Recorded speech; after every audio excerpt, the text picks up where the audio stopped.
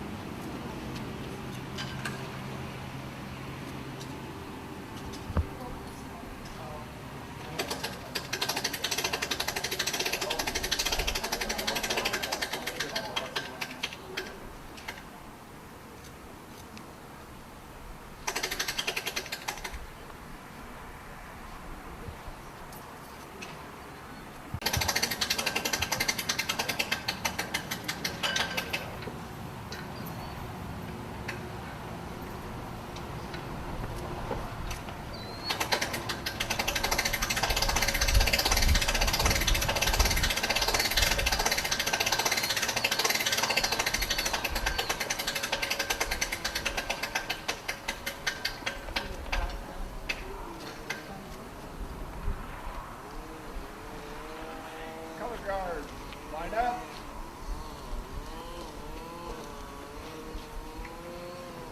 Color guard, retreat.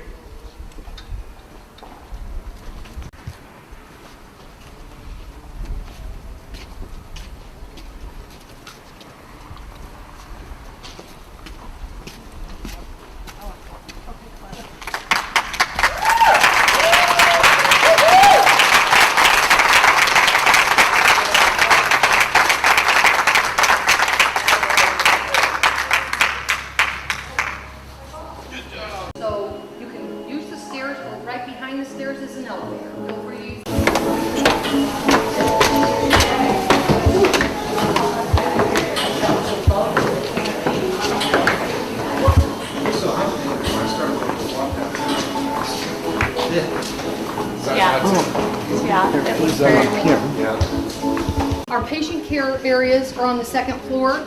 We have what we call med surge, or our inpatient unit, CCU constant care unit, which is a step up, not quite an ICU, but for sicker patients, a little more monitoring and more visible monitoring. We also then have the birthing center, which we're very excited about because we've not delivered babies here, at least not in a planned fashion, since 2004. So we're excited about that and want to talk to you about that. The other thing Kathy will spend some time talking with you about is all the new technology. We have some upgraded technology, but we also have a lot of new technology for our staff. So we're excited about that.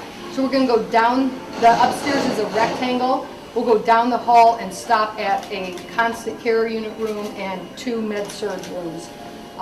We'll walk by the med surge nurses station and then go down by the CCU nurses station, and that's where we'll stop, okay?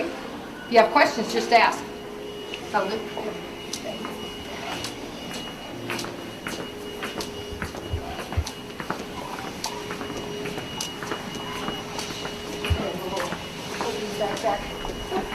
This is the med surge nurses station here. Our inpatient rehab unit is here. It's not fully got all its equipment in it yet, but because some we're bringing from the other hospital. But most of our inpatient rehab is done at the bedside anyway. So we'll keep going. Stop for a second.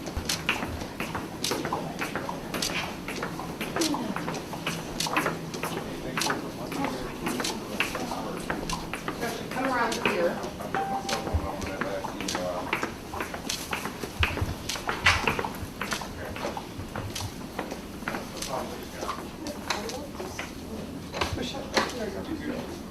This is a constant care room. We have 4 of these.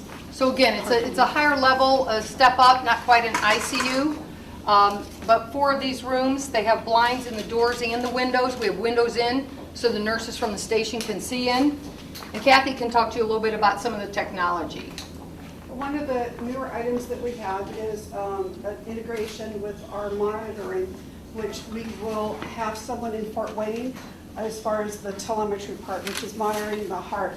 Another item that we have is upgraded infusion pumps that communicate with our documentation system. So as far as the ins and outs of fluids, it automatically pushes over into the documentation system. And one of our biggest purchases of this area is our smart beds, if you will.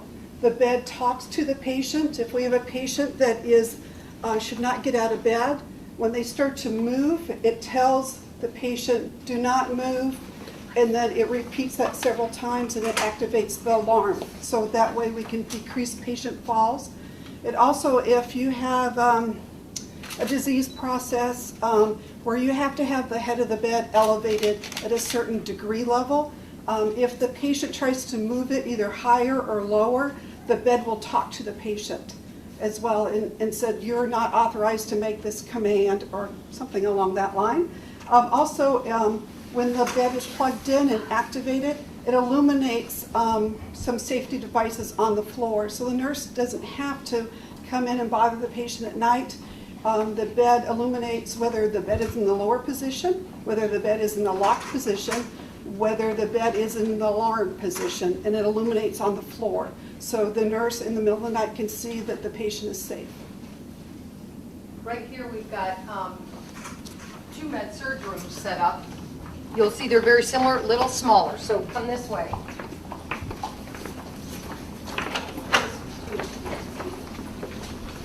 And we've got some beautiful views of our pond.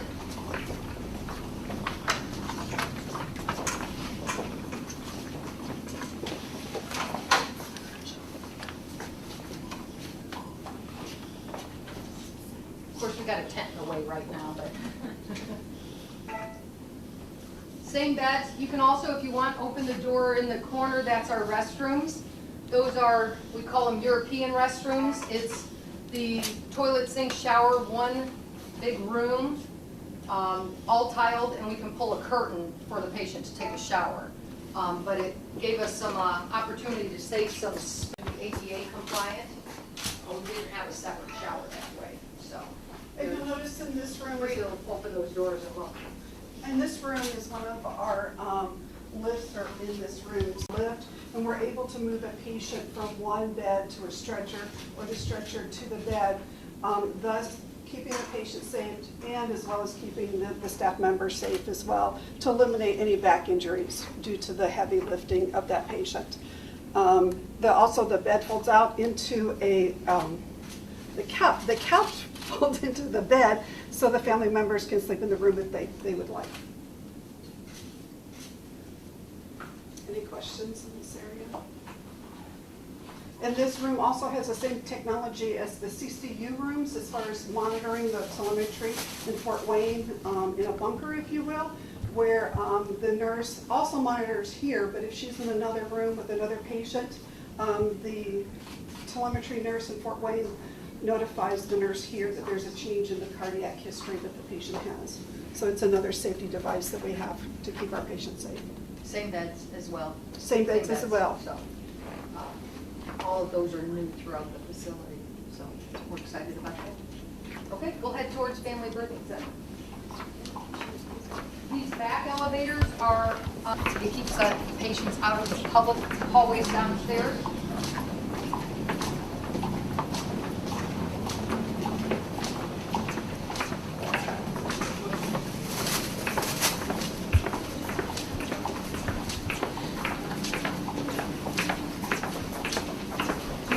OB or family birthing, this elevator drops right down into the surgery area because we have to have the ability to take a mother into OR for C-section very quickly. So that's what this elevator is primarily for. If we had another inpatient who needed surgery, we'd also use this, but it's primarily positioned for that reason. So then this is one of our, we call them LDRPs, labor, delivery, recovery, and postpartum rooms.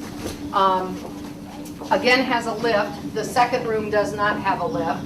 We have two of these. So mom comes in, she can labor, deliver her baby, recover, and do all her postpartum stay in one room. She doesn't have to move. We do have the ability, since we only have two, we haven't done obese since 2004, so we just don't know what kind of volume to expect. So we have the ability to, because OB is a locked unit, to move the locks down 2 rooms and use those next 2 med-surg rooms, so that if we have 2 moms and babies who have delivered and another mother comes in labor, we can move one of them down and lock the unit there so that we have more capacity. We do have expansion plans built into the whole facility where we can move other departments and add 2 more labor delivery rooms, LDRPs. We can add some more beds down on the other end too on a corner. But I'm going to let Kathy talk to you about some of the technology in this area because she knows it much better than I. Within this area, again, all the equipment is brand new just because we haven't had these services previously. We have a Panda infant warmer that in the event if an infant was not to have a very successful delivery, we have the technology to keep them to a nursery for more privacy, if you will. The IV pumps that are there also talk to the communication system, and then we also have some monitoring devices for mom and baby that help facilitate that safer care that we want to provide. Again, the couch folds into a bed to allow the father or the coach to be with the new mom at all times, as well as a larger shower for the mom to go into during labor if she prefers a hot shower or cold shower during that process. And Marilyn talked about the hug system. It alarms throughout the hospital and it notifies all the staff members to kind of close down the hospital and search everyone and not allow anybody to leave until we find that infant. And it's very important, especially during these days where we have a more volatile community or society. And so we're very excited about the opportunity to keep our babies safe. Feel free to go in and Yes. take pictures Walk if in you and want. look around. They're set up for you to photograph. This is a thing that went into the transportational for the patient. Oh, and absolutely. Wonderful. I call it on-street offstage. So the front hallway, big long hallways for the public, the back hallways for public You areas. have different avenues to Yes. take. Absolutely. Wonderful. The flow will be fun. So I've heard hospitals sometimes when we're transporting someone from the unit search, depending on what is happening, they may have to go through the public hallway, so Yes. that whoever is there will see whoever's going, so it allows for additional privacy, because we can transport every patient from every location through the back That hallway. is wonderful, and especially smaller hospitals. Yes. If you can Everybody afford knows it. everybody. Yes. Yes. Something we haven't talked about is Swiss log. So this is an office building, and it's similar to the tube station of a bank, in that you take the, I'm gonna get in your pictures, I'm sorry, you take the tube out, you put your, like a blood sample, urine sample in it, you put it in, it's locked, so only people with the right authority can get in and do anything with it, but they can send that directly down to the lab, which is in the first floor of the hospital. So we have 9 points, 8 in the hospital, 1 in the medical office building where we have a draw station, so lab staff can send those things without having, or nurses can draw and send those things without having to walk down to the lab. This is not a requirement or a necessity in a hospital, and it's not an inexpensive system, so we were blessed. The Parkview Wabash Hospital Foundation purchased this system for us. They've done several things like that. When we get to surgery, they helped purchase the video integration system for us so that we could just actually have some new technology that we don't currently have. So we're excited about that. We're very excited. It also is kind of more of a smart system. Each station has 4 bullets, if you will. And the system knows if you're short 1 bullet, and it'll send the next available bullet back to you, so you'll always have 4. And not necessarily in this department, but other departments where they're further away from the pharmacy can send those medication to, for example, the ED, which is further away. It's more of a locked unit, so you have to badge in order to get the access. And you don't even see anything that's in here. You have to badge in, and then there's a light that illuminates green, and the doors open, and the bullet drops out. So you said you had to badge in? Badge in. Like there's a badge right here. It's not activated right now. I thought you Just said badge in badge, like but I wasn't. this, and it says, "Welcome, Kathy," and then it illuminates down here in green, and then you pick up your bullet that has whatever you're waiting for. Very So, incorporated. Yeah, it's Yes. pretty, it's like Star Trek-like stuff. And especially with the lab, the point of contact with the lab is in the front of the hospital. Instead of walking back and dropping off those samples in the back for processing, it facilitates a quicker turnaround time with those lab results. So we're hoping to have increased turnover, if you will, as far as with patients, and facilitate the results. So there's one of these in basically every patient care area, as well as the lab draw here in the hospital and the lab draw in the medical office building, plus the pharmacy and the lab here. So that, and medications, Kathy talked, they can send some medications. There are some you can't send via tube, but there are many, many we can't send. So that, again, just eliminates some staff steps. You don't have to have it in your hospital, but it's a great staff satisfier. And it also does expedite results for patients when we can send them to the lab right away. So we're excited about it. Yeah, it is very cool. We're excited. And it does keep people from me like trying to play with it because my badge won't work there. There's no reason I have no reason to use this. And I've not been trained on it. So it stops, and it stops, you know, I'm sorry. We're in labor and delivery. If we've got a mom who's got a 2 or 4-year-old out here, in most cases you'll see these behind the nurse station. This one's here because it's a locked unit, but if they come out and want to play, they can't access it. Possibility of contamination. Yes, they cannot access it. So it's a very secure system. So, Any questions? okay, we're going to head back down. Actually, we want to go to ER, so we'll just go around. You can look in the pharmacy too.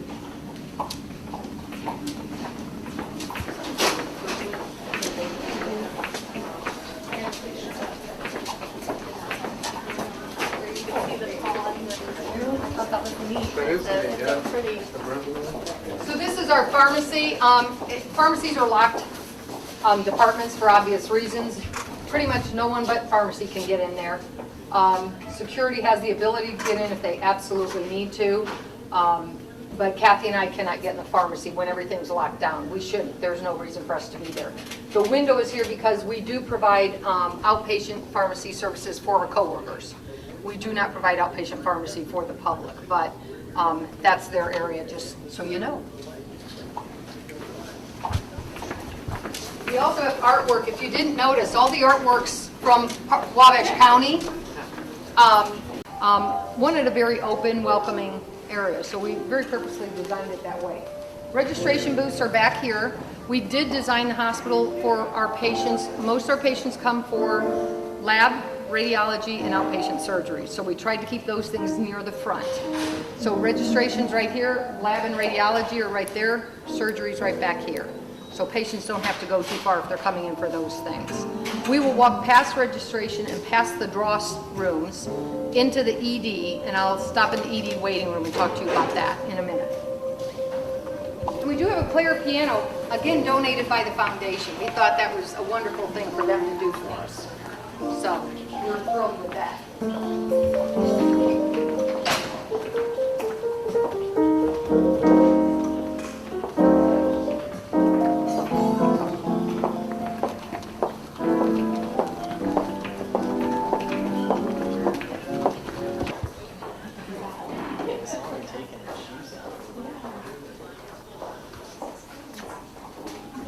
Turns you up high, I'm short. So this is our ED waiting area. This is a patient drop-off, so if I bring my husband here, I drop him off here. Ambulances go to the back, and we have a space there. So patients come in, they can get checked in. If they need to wait, they can wait. What we typically do when we're not packed full is we would take somebody back into their room to be triaged and checked in there. If we are full, we'll use this triage room, bring people in, find out their severity, because in an ER it's not first come, first serve, it's who needs to be seen first, and bring them back out to wait if we don't need to take them right back in and treat them. But we're gonna walk through, you'll see some of the rooms as we walk along, and then we'll stop in the trauma room. We wanna show you our trauma room. How many rooms are available? 9? There's 9 rooms, Yes. eight rooms and 1 trauma room. So 9 total, yeah. One trauma. Which is actually the same number of rooms we have now, but if you've been in our ER now, we have some really small rooms and even some curtains, and we don't have any of those. They're all big. And most of the regular rooms are close to the size of our current trauma room. So, yeah, much, much nicer. You'll see glass doors. The blinds can be opened or closed depending on the patient's wants and our staff needs. So if we need to be visually looking at that patient at all times, we can. So.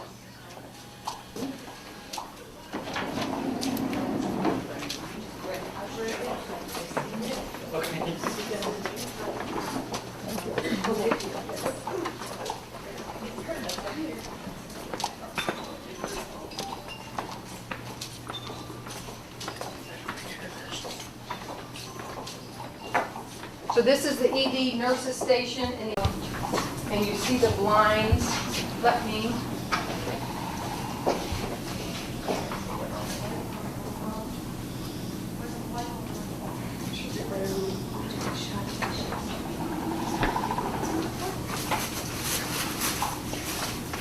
So you can just see, and you can see what they look like with the blinds open.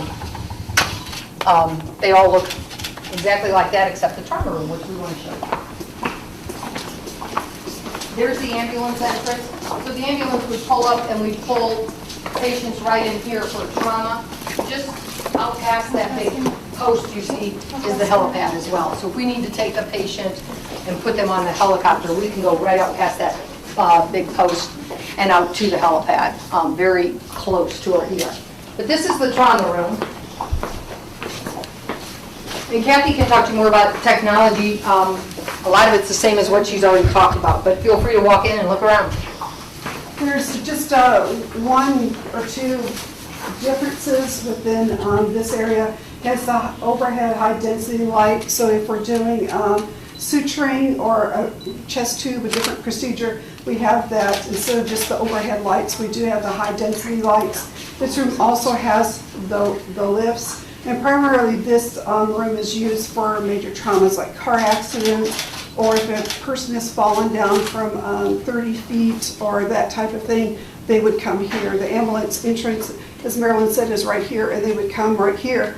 We made this location very specific because for our stroke protocol, if we feel somebody is having a stroke, our CT is right out the door and to the left. So part of our standard of care is to get someone with a stroke to CT immediately. So it's very strategically placed close to the imaging department.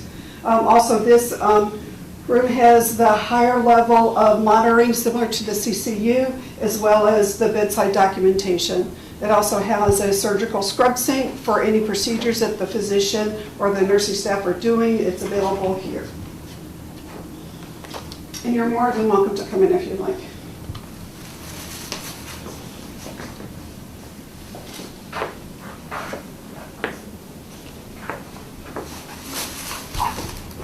And got a question for you. Yes. If there's more than one, let's say there's more than one trauma. The most serious would go here, and along this row of patient rooms, they have the same monitoring that they have here, with the exception of the additional space. So these three rooms here have the higher intensity monitoring. The rest of the room have the standard monitoring. So we would triage the most serious ones that come here first. How capable is this like for operations, if you have to do a quick operation? Surgery straight down the hall. Okay, straight down the hall and do the Right. operation, okay. Yes. Great. We thought about it a lot. We tried. We're going to go into radiology starts here. And radiology is purposely next to ER, just for the reasons, emergency department that Kathy mentioned. We do want to show you two rooms here. Almost all of our radiology equipment is new. Most of our equipment had gone through its lifespan already.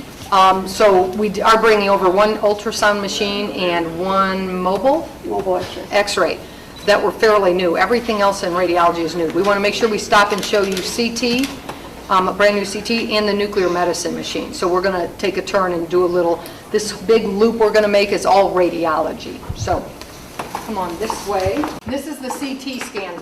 Please come in this room. Feel free. I would love to show you MRI, but the magnet's on. We can't go in there. So, brand new machine from GE. Just picking up garbage as I see it. We also, in almost every room where we have patients laying down, we've got screens up top so that they can look at something besides white ceiling tiles. Yes? What's the improvements on the brand new machine? Oh, boy. Hey, Kathy? Yes, ma'am. Do you know what the improvements, do you know what level of CT this is?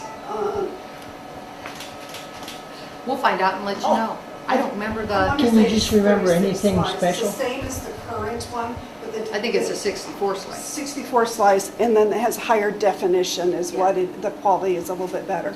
Not to say that the Current ones, yeah, it's fine. just like upgrading or buying a new car. It's just, it has a few more bells and whistles. Current one's like a 40 slice CT. So that's how many images it cuts per whatever measurement they use. This is 64 slice. The 40 slice is a real unusual number. They usually go in eighths. But when we were buying that, the vendor was trying to promote the 40 slices. Better than 32, but not jumping up to 64 yet. So Does just a 40 slice mean you can get like a more definition of each layer of skin? yes, and more layers in each segment that they use. Okay. The touchscreen does actually, the staff use that, but they can also put some pictures on there for the patients to look at when they're not using it. Right now it's just showing pretty pictures. And how many CT scans do you got at this hospital? I have no clue how many CT scans we do a year, but we'll find out. Cindy will know off the top of her head. If we see Cindy while we're here, we'll ask her. I do not know that. Let's go this way, and around, we'll go down. This is the Women's Center, and that doesn't mean men can't come in here, because we do occasionally do like mammograms with men and things like that. We also have a DEXA scan, which is for more bone stuff, bone testing, but sort of a private area for people back in this area if they're getting ultrasounds, if they're getting DEXA, if they're getting the mammogram. They can come in here, they can kind of have sub-waiting, some changing areas. They can sit here instead of out public, and then they can have things done. So we have a women's center where we are now, but it's an old building, so it's basically right off the hallway. This is just a little more private. So, and then I want to go to Nuke Med.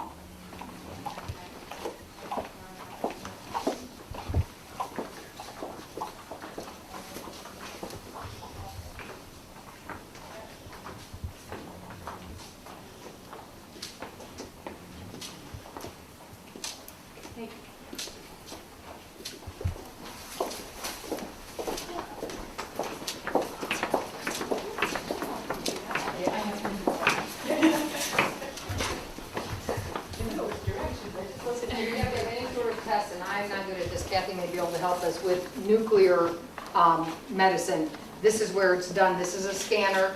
This is a big upgrade over our current machine. I know our current machine's been there at least 10 years. So we're very excited about this. I love this machine because it looks kind of new age, space age kind of thing. We're very excited about it. And we had, one of the benefits we have of being part of Parkview Health is that we can buy some equipment in some bulk, if you will. So most of the equipment you'll see is GE. That's the vendor that we use for most of the radiology equipment throughout the system. Siemens is different for nuclear medicine, and mammography is different. We at Parkview Wabash had found those were better vendors. Hologic for the mammography and Siemens for Nuke Med, and Parkview throughout the system thinks the same thing.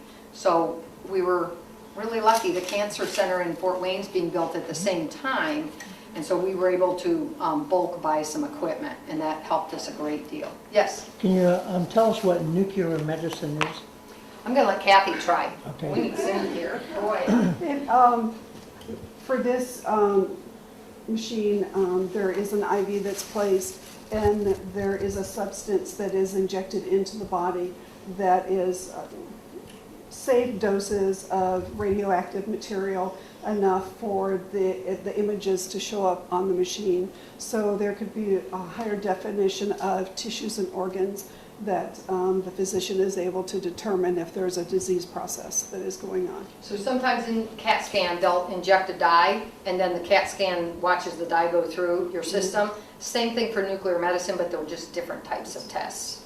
And it is, as you see from all the signs, it is radioactive material that they inject. But with safe doses. Yes. Okay.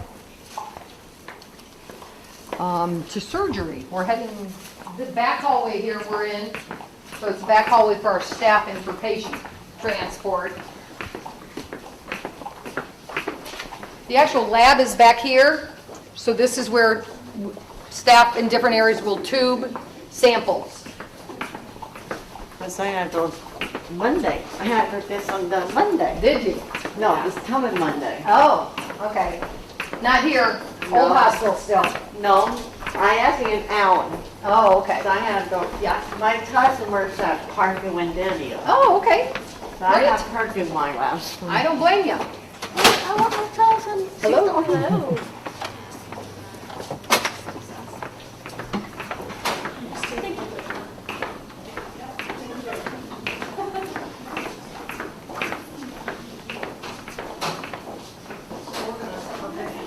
So this is, you're coming into surgery. That door we pass is a badge access only. It's a secure area. Only surgery staff or other people that need access are allowed to come in. And that's the way surgeries are.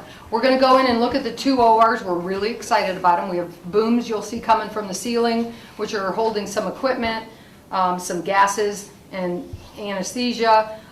We also have some video monitors up.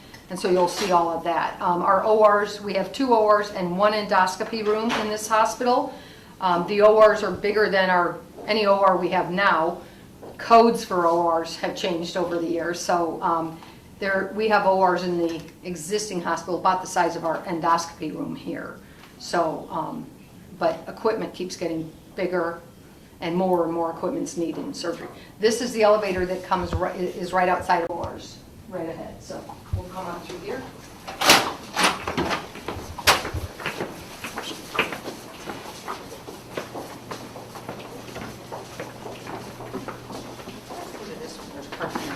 They're working on something. See if this one's. Yeah, there. We'll free that. Yes. So the things hanging from the ceilings are what we call the booms. And you'll see the video, the video screens and the one over here. One of the things that I mentioned our foundation did for us was they bought video integration system. So when the surgeon is working, they've got different information coming to them from our electronic record, from the radiologist's reports, that's a different system, from their office record. If they're doing a scope or something, they're looking at that on a screen. Currently, to move a screen from this report to this, I want to see something on C, the staff have to manually get on a computer and do that. The video integration system brings all these different systems in and basically very quickly lets the staff move images to whichever screen the physician wants it on at that point in time. Again, not something that's necessary in a hospital yet, but it's becoming that way. So we have a new orthopedic surgeon starting in August, Dr. Mitch Etkin, and one of his first comments, he's coming out of residency in June, and one of his first comments to us was, will you have video integration? Because they're training on it, so they're used to it, they want it. So we were excited that the foundation could step in and help us with that. Not necessary, but a nice thing, and it's becoming necessary. One of the two booms, the boom that's located, of course the head of the bed is there, is the anesthesia boom, which has the gases to put someone safely to sleep, if you will.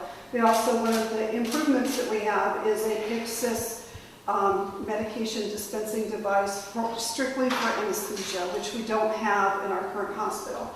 This is additional boom that carries all the equipment that is necessary.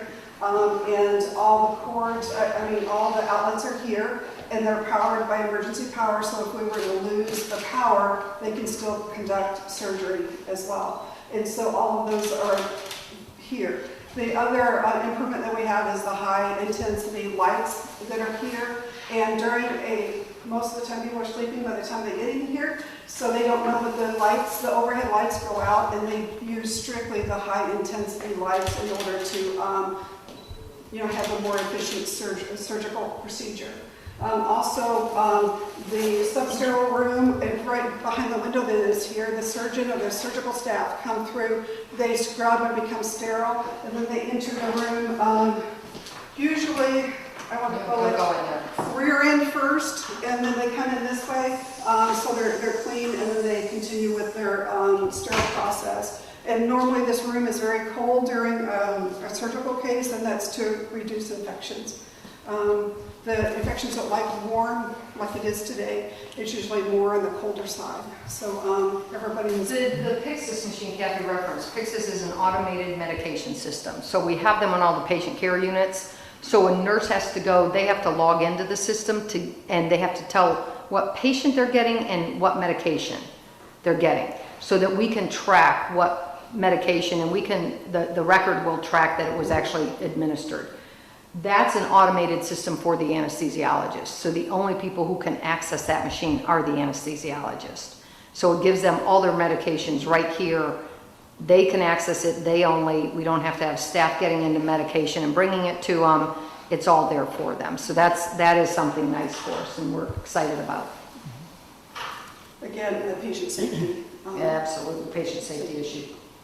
We spent a lot of time talking about patient safety. Are both operating rooms identical, or is one of them specialized? They are primarily identical with the exception of, actually, both of them have the gases in case we have to do an emergency C-section in this. The gases that are located on this wall are for the infant. So We haven't brought that Panda infant warmer out of its box yet, but there is one that will be stationed here for emergency C-sections.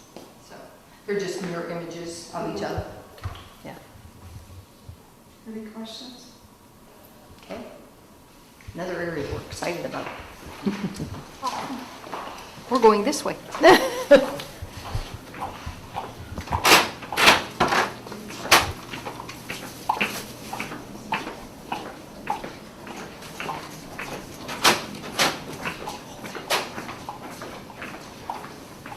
So these are our prep recovery rooms. We brought you backwards through surgery. If you're coming for surgery, you'd come in this door over here, and you'd come into one of these rooms. You'd be prepped. You'd go back into surgery, come out into what we call PACU, the room over there, which is just the first stage of recovery, and then come into the prep, back to a prep recovery room until you're ready to go home, and we'd send you back out the front. And we'll walk back through there. But this is obviously the prep recovery nurses station with their nourishment area, and then their med room is back behind. And we do have a consult room here right on this end. One door in is from inside surgery, one door in is from outside surgery, so the family can come in one door, the physician can come in another if they're in that waiting room, but then we consult with them, the physician consults with them in a private area so that they're not being told whatever news they're getting in a public area. So we're going to head back out there and head to the cafeteria real quick to take a peek. Actually, I'll skip that. Well, no, we'll take a peek in case you don't come for lunch.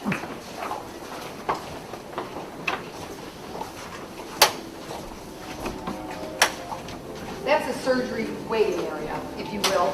The lockers, just so people, when my husband had surgery about a year and a half ago, they put his clothes in a little bag and gave it to me. And what do you do with the bag?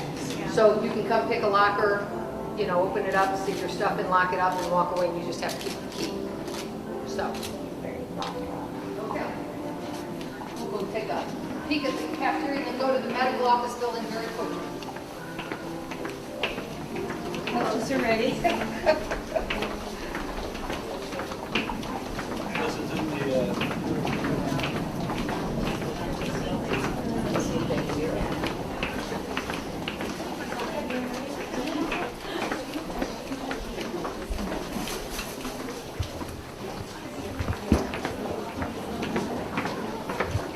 Okay. So this is our cafeteria. We love this space. It's beautiful. It's one of the spaces our coworkers talk about the most when they come. They're like, "This is gorgeous."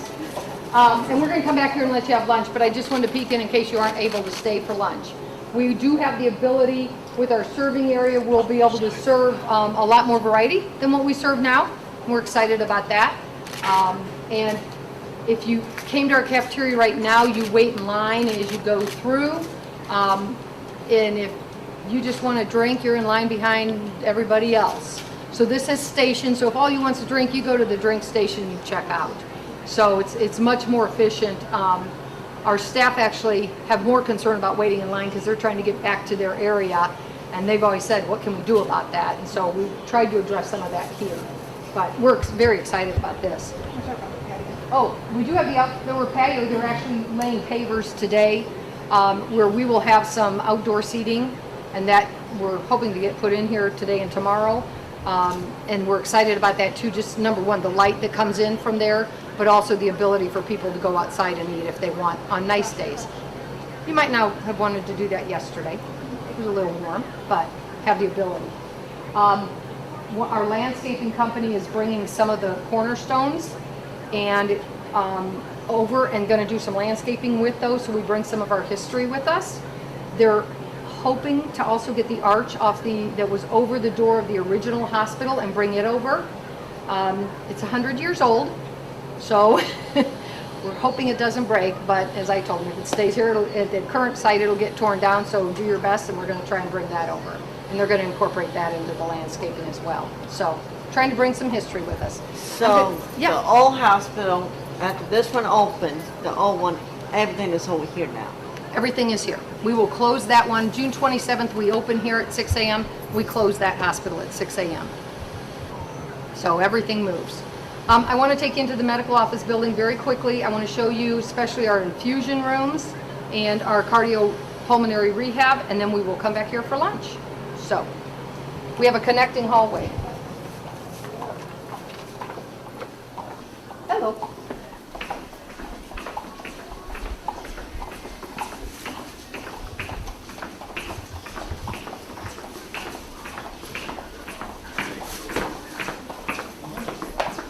We built this hallway purposefully so if somebody is in that medical office building seeing a physician and they need to come over for an x-ray or something, or they want to go to the cafeteria, they can come over and not have to leave the building, if you will.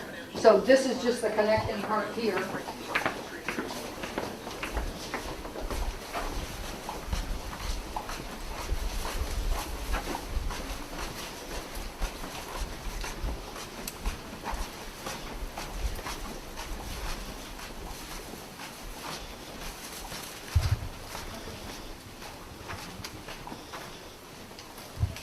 Down here, Parkview Physicians Group has 2 office spaces on the right hand. So patients come in, if they go to the right, they'll be in the family practice area.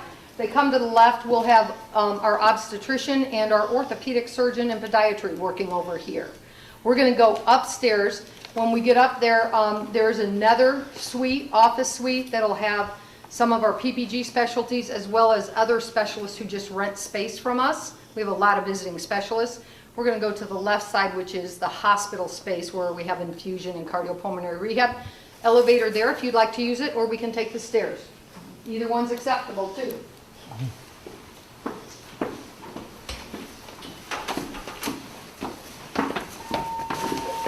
Joe, it's changed since you last saw us. Quite a bit. It's changed a bit since last week. We've been working hard. Plus you got the sign up too. Yes, we do. We got the message on. That was fun. So again, we're going to go here.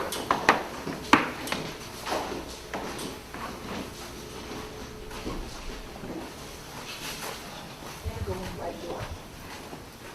No, I'm going in the wrong doors here.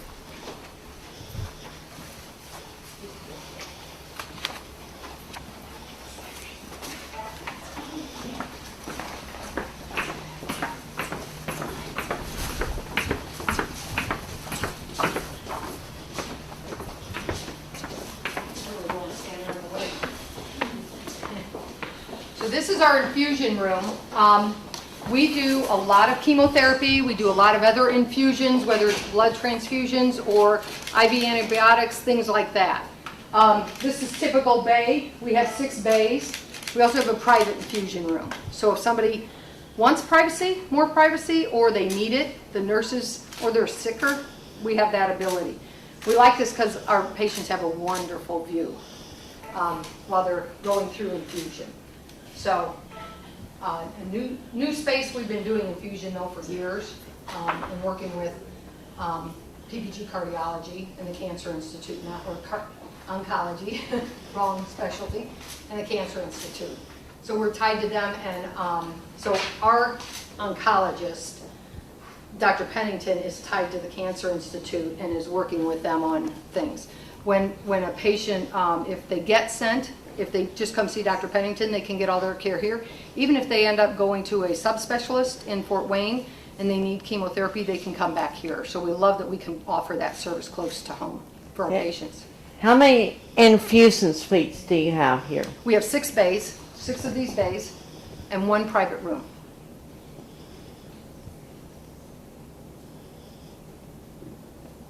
Okay, I'm going to take you down to cardiopulmonary rehab, and we'll make our way back.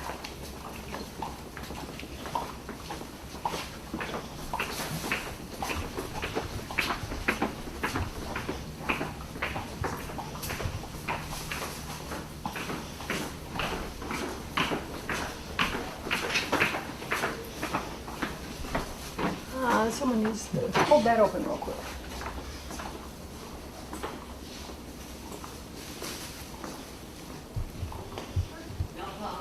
Equipment, not all our equipment. This will have much more equipment. There will be some free weights over in the corner, things like that. Our current cardiopulmonary rehab space is, 3 or 4 times this size. We even have a walking track, but we don't need that anymore. And we have equipment there that we don't utilize for cardiopulmonary rehab. So we have the ability to downsize, but also give patients the ability to look outside, have some views, because our current space is in the basement. So they don't get to look outside at anything. So we're really excited about this. And as you know, we're still doing construction, so we've got some construction equipment out there, but slow but sure. All righty. Any questions about this? Okay. We will head back to the cafeteria and sit down and eat and answer any questions you all have. If you, okay?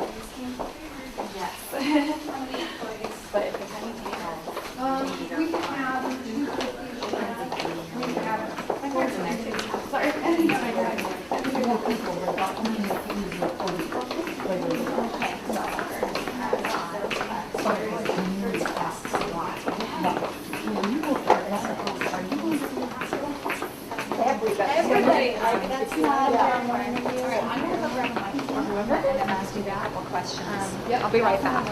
Yep, please, help yourself and Stay, or you can grab one and go, whatever. Absolutely. you'd like. All right, we're going to start off talking about the community impact and then kind of what it means for our coworkers. So, what does this new hospital mean for the Wabash community? You know, it's huge to the Wabash community. First, we're adding services, especially with labor and delivery coming on. So that's a big deal to this community. We've not done labor and delivery here since 2004. So that's probably the thing our community's most excited about. The other thing is just that we've upgraded. We have a lot of new technology, not necessarily new services, but newer technology than we already have, or brand new technology we don't currently have. And the building was built very specifically with our community and the patients in mind, so that it's more accessible to those areas where more patients use. The things that our patients use the most often, lab, radiology, and outpatient surgery, are near the front of the building. So we really try to keep the patient and their needs in mind when we built it. Oh, perfect. So as far as coworkers, you and I talked a little bit about the excitement surrounding this move. Can you talk a little bit more about that? It's been so cool to see and so gratifying to see our coworkers get excited. As they've been coming in for training, they're coming back excited, little anxious, but more excitement than anxiety, which is wonderful. And then getting ready for our tours and all, it's been wonderful to see everyone pull together, and people are doing whatever it takes to make the building shine and sparkle for our tours. So we're excited about that. Wonderful. Will you talk a little bit about, I overheard a little bit about the move and what takes place on that day about transporting patients? So at 6 a.m. we close our current facility on June 27th, and at 6 a.m. that same day we open here. So the ED will stay open and take patients up through 5:59. Starting at 6, we'll start taking patients here. Our night shift will just stay over for all the patient care areas and work until the last patient's gone, whether that's in the ED or inpatient, and the day shift will just start here. So our staff have been planning very diligently with the ambulance service in town, Wabash Fire Department ambulance, as well as Parkview ambulance services. And we will at 6 a.m. start transporting inpatients over here. And we will do that over and over as many times as we need to get all the inpatients over here. And again, lab, radiology, ED, inpatient services, pharmacy will all stay there and also have staff here until the last patient's gone there. Okay. Yeah. Teamwork. A lot of teamwork, a lot of planning, but our staff have done, our leadership team has done a phenomenal job in planning that. They really have. It's not something that keeps me up at night because they've got it down. Good. Good. That's Yeah. reassuring. That's very reassuring. Yeah. All right. I think we have what we need. Yeah. Good. Meanwhile, the house.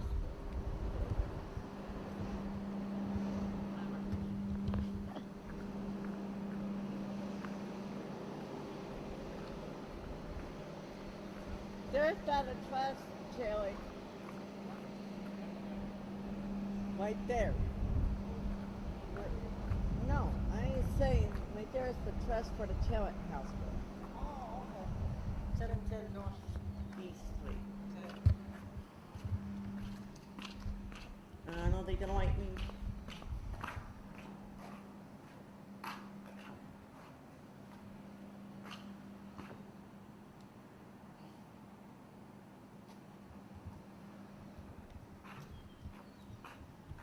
Nice house. Very nice house. They did that. Oh. All right.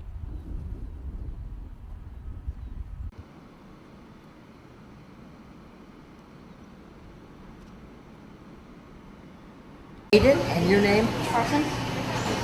Carson? Okay, Aiden and Carson. I have 1, 2, 3, 4, 5, 6 cards, okay? One card, let you hold it, Aiden. One card's an ace.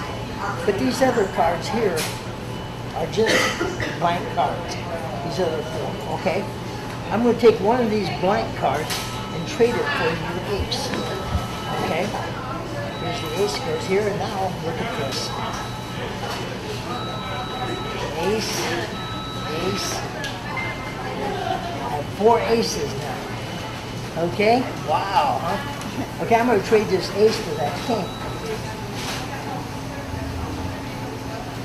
No way. Yeah, wait. Now I have 4 kings. Okay? But still only have 1, 2, 3, 4, 5, 6 cards.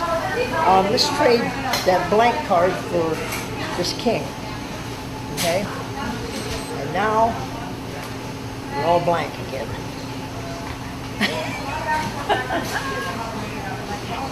Do you like magic? I actually teach magic, and actually all the magicians, the famous magicians in Fort Wayne, which is one is Nick Stonewall. And if you come on Friday, Monday, come on Monday at 7 o'clock on the third Monday, you can come for a magic meeting. So you're welcome to come. I do all types of things, not just cards. Okay. I'll show you a coin. This is an unusual coin. Take a look at it. Getting it, Wesley? Wesley, okay. And then let your brother see the coin.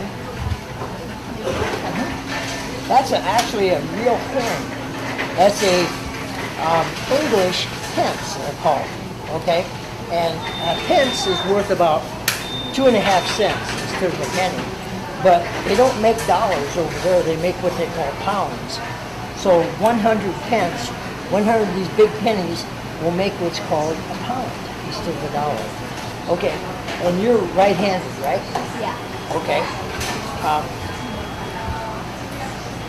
right, hold on a second.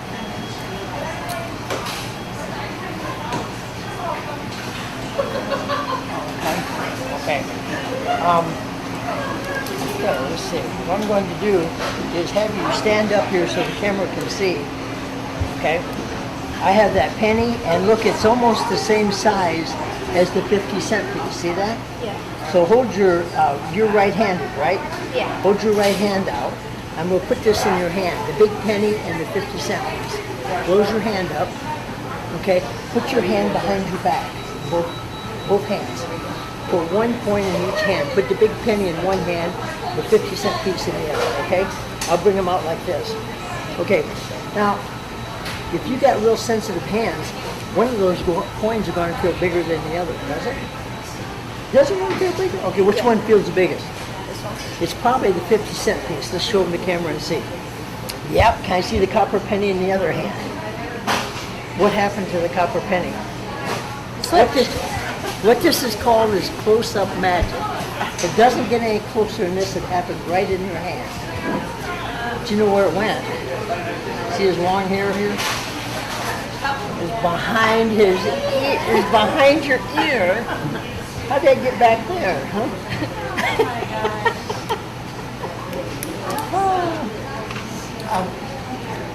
Are you pretty good in math? Are you? Okay, you're good in math, all right. I have this big penny and this 50-cent piece, okay?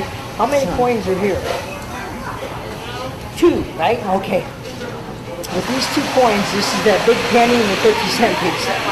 I'm going to take, I'll take this penny. I'm going to put it in my pocket, okay? Like so, okay? Oops. There we go. Okay. I'm just going to take that penny, like that.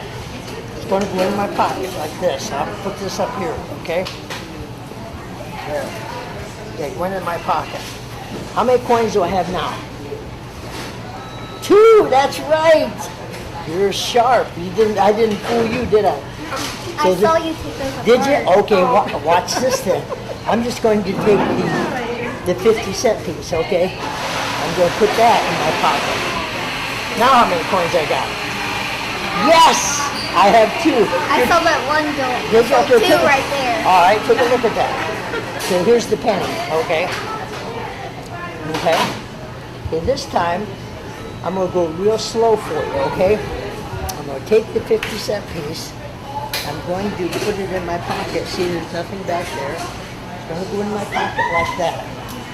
Now, how many coins do I have in my hand now? 1. Actually, I do have 1. Okay. Yes, you're right. Exactly. Okay. Okay, you did very good. Okay. Thank you, kids. It was good meeting you both. Yes. Okay. 5, 4, 3, 2, 1. Jerry Street Magic here, and I'm in Wabash this time. Okay, here in Wabash, we're actually we're doing the new hospital, the new Wabash Hospital. It's just opening up, so you're going to see a lot of things about the new hospital. I have 2 people here that said they like magic, and they got new motorcycles. What kind of bike did you say you just got? XT250. Wow, and you got a bike too? Oh, yeah. Yeah. It's 125. 125. Nice little bike for getting around and everything. What's your name? Jimmy. Jimmy and Sammy. Okay. I'll have you inspect this, Sammy. Make sure that's an empty box. Check it out real good. Okay, Jimmy, you check this out good too. Make sure that's an empty box. Empty. That looks empty to you, huh? How about here on the screen here? Look. Okay, it looks empty. Okay. Now, Jimmy, why don't you shuffle those up? Sammy, I'm going to have you guard this box for me, okay? I'm going to put this lid on here. You put your hand on top of that box. Don't let me in that box, okay? Okay. There's a term in magic called misdirection. What that means is I'm going to try to distract you and get in that box, and your job is not to let me do that, okay? Okay, Jimmy, you got them shuffled up good? Yeah. Okay. Pick any card you want. Look at it. You want a different one, or you want to keep that one? I want to keep this one. Okay, you like that one, okay. Jimmy, this is a Sharpie pen. Careful, don't poke yourself, Sharpie. Just a joke. Okay, on that, not the red side, but on the valued side, write anything you want, Jimmy. You can put your initials, you can put your name, you can put a shape, anything you want. Now, there's no way I'm going to know what you're putting on there, so I would have to actually show you your card to be able. You done? Yeah, I do that. Okay, I'm gonna give you these cards. Put yours on top for now. Okay. Jimmy, do you watch any detective shows? No. Okay. You remember Columbo from years ago? There used to be a guy called Columbo. He was a detective. Probably not. It's been a while. He was a detective on TV, and he had a term called forensic evidence. What that means is something that can be proven with investigation, like this card here on top. You touched that card. You've written on that card. You probably put your fingerprints on it, right? Okay. So I'm going to show you how fast.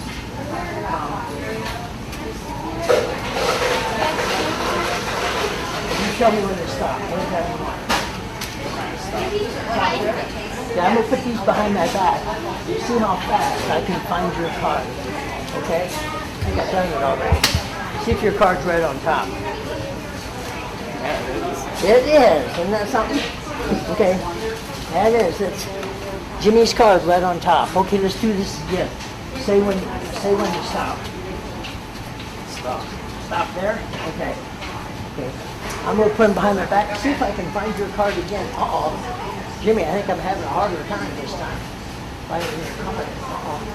I think I got it, Joe. Okay. Take these cards. Okay. Look at the top card. See if you're... No, it's not your card. How about the next one? Darn.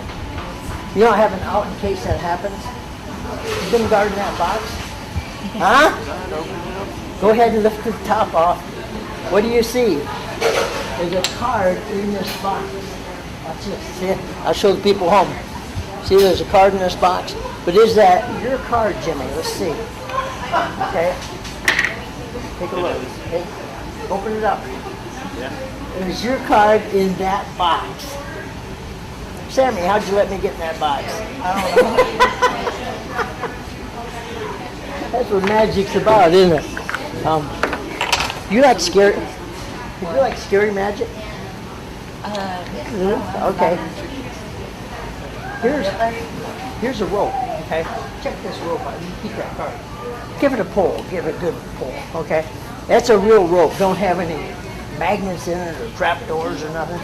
I know it's a real rope because I got a good jerk on both ends. Okay. Ooh, that's terrible, isn't it? Okay. See this right here? Watch. Okay. When I first started doing this, I really choked myself a lot. Okay. See this knot that I'm tying? I'm going to actually pull that all the way through my neck.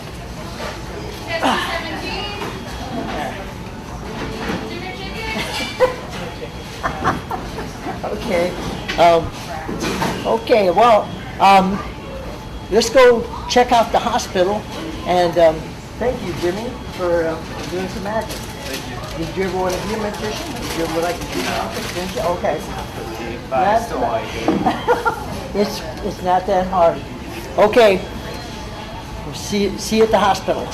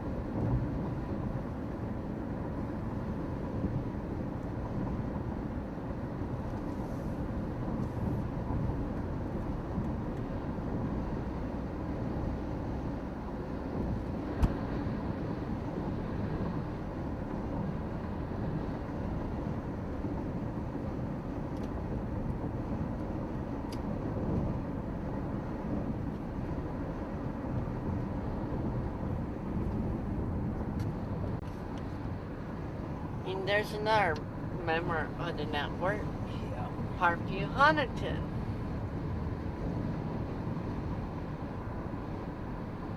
What's this actually adding on?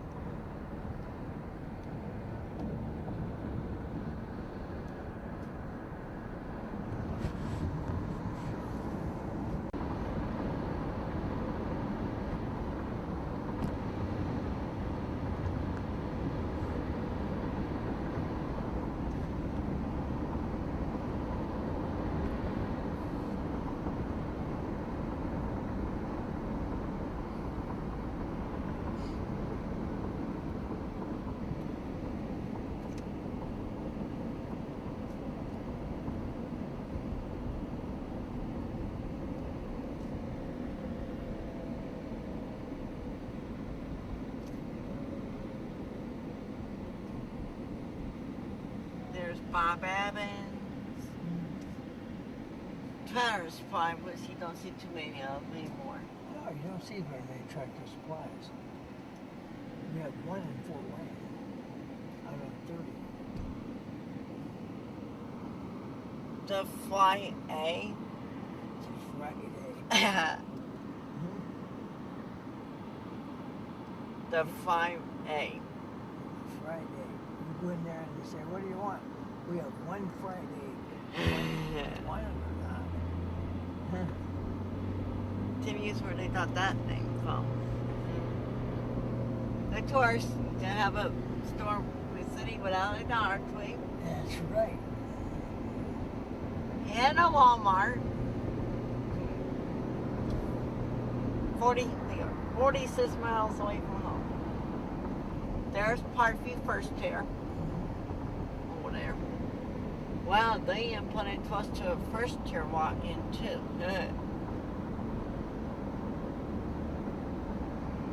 And that's where we went. New Parkview Wabash.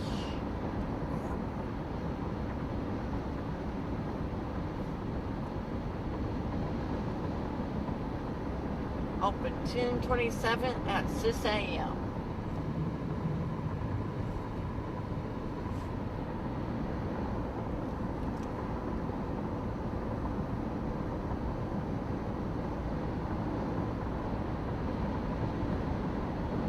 You can have enough dust to dip back. Oh yeah, I got it. Yep, this car's really fast.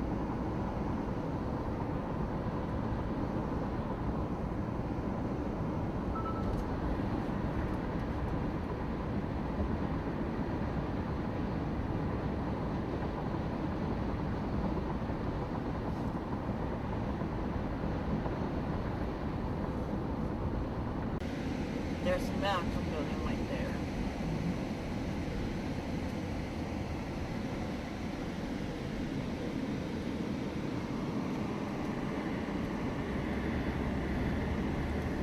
That's way big difference. Yeah, it is. I think we are actually in downtown.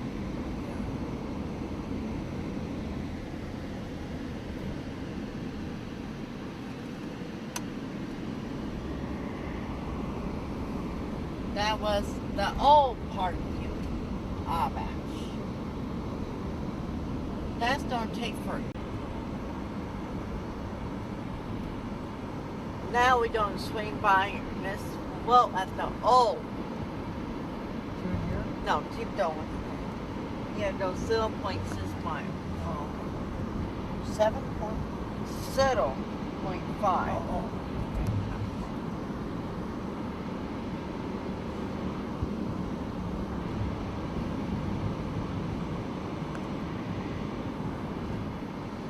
We are going to the old, tail it, let's just say.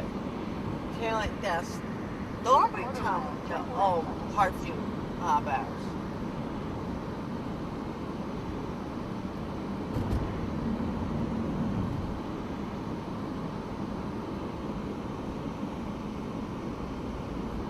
Turn left if you slide.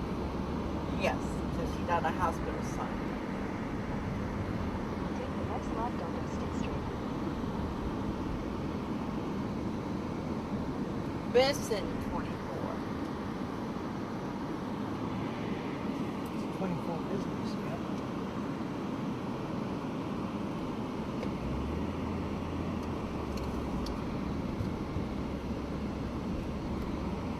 Continue for half a mile. You know if you're down left or right. We still have to turn it in. Yeah. We have to turn on state. You'll be right or left. It will be a right.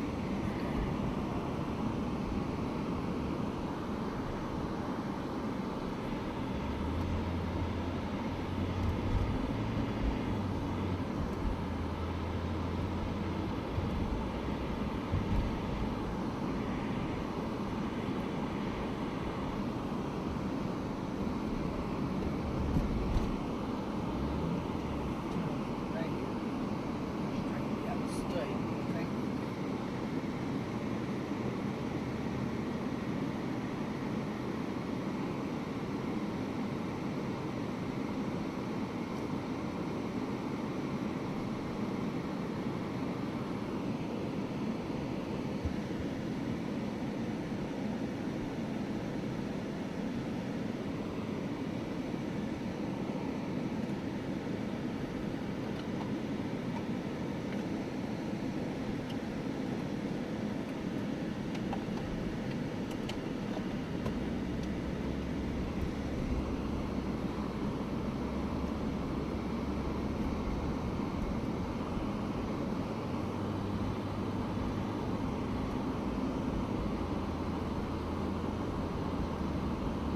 In a quarter mile, turn right onto State Street.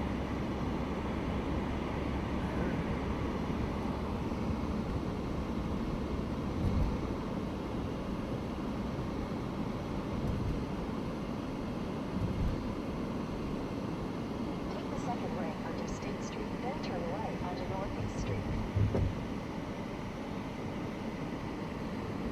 You guys went past state. Oh, is that state there?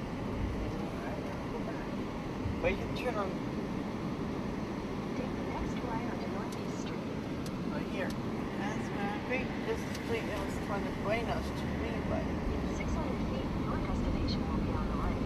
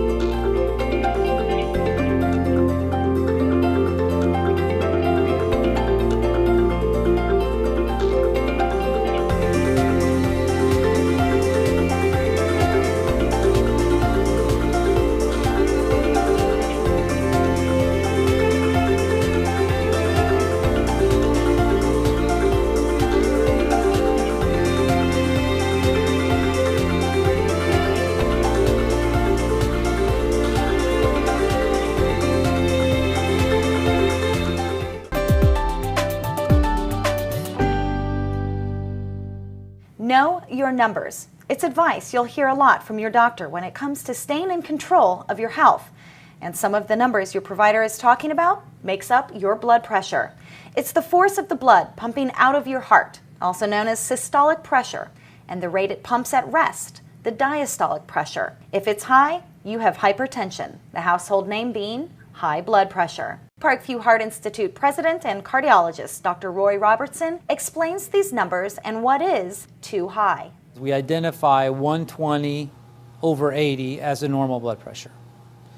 And that's basically where we start.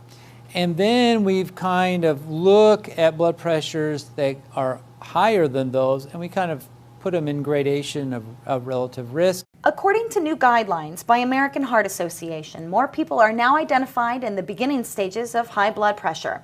And with nearly half of American adults living with this form of disease with no cure, finding the right treatment is important. Modern medications for high blood pressure are very clean medications. They have very specific targets in the body that address the high blood pressure, and we can do that in different ways. We can give a particular medication to a white middle-aged male that we wouldn't give to a young female because of some other concerns physiologically. And we can really tailor those blood pressure medicines to the specific nature of that individual's needs. Dr. Robertson will be the first to tell you, though, that living a healthy lifestyle is the first step to treating and preventing this condition. Think about exercising, controlling your weight, eating the right foods, getting enough sleep, thinking about your emotional state, and understanding your genetics. Also, in that same light, smoking. We just can't smoke because smoking drives blood pressure up. Another main contributor to high blood pressure is lack of sleep. Oftentimes, sleep is underappreciated. When you look at sleep, 7 or 8 hours of sleep is optimal for everyone. And the reason the body needs a certain amount of rest to reset. It needs a certain amount of rest to reset our mental state, but also to reset physiologically. So there are actual chemical changes of the brain that occur during sleep that change us and the way our physiology works during the day. And that directly can affect blood pressure. Parent of a young child, hearing the letters RSV inflicts a certain fear into your heart. It can mean a hospital stay for your little one. Short for respiratory syncytial virus, RSV causes inflammation of the bronchioles, or the small airways in the lungs, resulting in an infection called bronchiolitis. As Parkview pediatrician Dr. Tony Giaquinta explains, bronchiolitis is more serious in children 2 and under, as it can inflame their small developing lungs, creating more mucus and making it harder to breathe.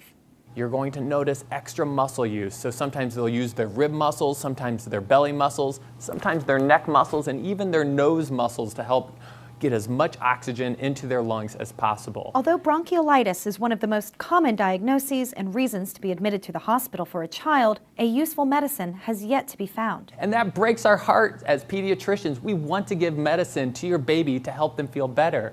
But we've tried different medicines like albuterol and steroids and antibiotics, and almost always these medicines don't really show to be very effective in helping to treat your baby's illness. So what can we do to make our child feel better? The most important thing to remember is that in the vast majority cases of bronchiolitis, your child will do fine with just a little bit of time and focusing on supportive care. What do I mean by that? I mean focusing on hydration, suctioning out their nose as much as you can, and making sure that they're not showing signs of severe respiratory distress. And that's where your pediatrician comes in. Unfortunately, RSV is just one of the many viruses that can cause bronchiolitis. Other viral culprits include the common cold or the flu.